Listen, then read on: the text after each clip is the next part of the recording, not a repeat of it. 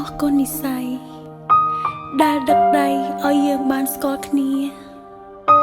ទោះជាវេលាកន្លងយើងទទួលរងនឹងការឈឺចាប់រស់បាត់បង់ស្នាមញញឹមយ៉ាងណាក៏ដោយក៏ចុងក្រោយយើងនៅតែអាចហែលឆ្លងឈ្លោះទឹកភ្នែកបានតើអ្នកដឹងទេថាស្នេហ៍នេះកើតឡើងដោយសារអ្វីផ្លូវស្នេហាមួយនេះក្រៅដោយបន្លាដែលមិនចេះផុតរត់តែដើររត់មុតបេះដូងពីស្មងពេលខ្លះក៏ហត់លែងចង់តតាំងនឹងបសគ្គចង់សម្រា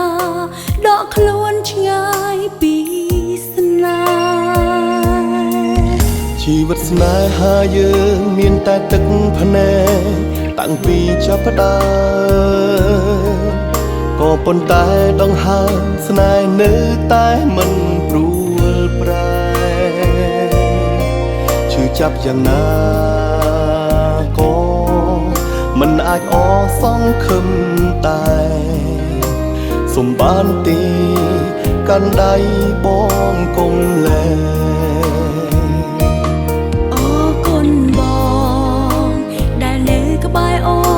មិនរៀថយរាល់គ្រប់បញ្ហាលំបាកយ៉ាងណាមិនទុកអូនម្នាក់ឯ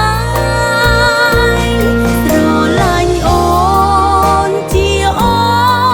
នមិនខ្វល់សំដីអ្នកផ្សេងអូគុណមកក្រៃលែងដែលតែងទុកអូនជាមនុស្សសំខាន់អូគុណអូនព្រមក្បែរឆ្លងជួបភ្លៀងជាមួយគ្នាទោះគេរាំងរាក៏មិនអាចបំបែកស្នេហ៍យើង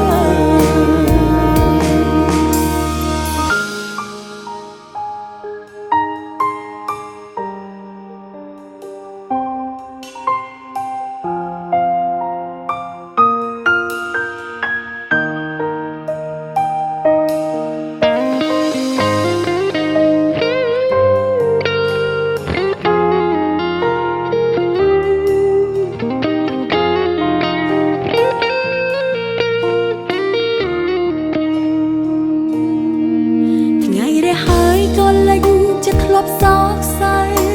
ក៏រលាយបាត់យំជំនួសដោយសើចព្រោះមានបងតាមមើលថែការលះបង់បងឲ្យអូនរំភើបអ្វីម្ល៉េះទេមានដឹងទេ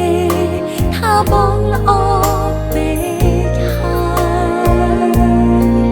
មនុស្សស្រីពេញលោកកាអ្នកណាក៏បងមិនចាប់អារម្មណ៍មានតែអូនស័ក្តិសមបងក្បែរមិនស្ដាយក្រោយអូននៅតែស្រស់ស្អាតទោះស្ថិតក្នុងវ័យណាក៏ដោយក៏ត្រាំត្រើយនៅតែគួរឲ្យស្រឡាញ់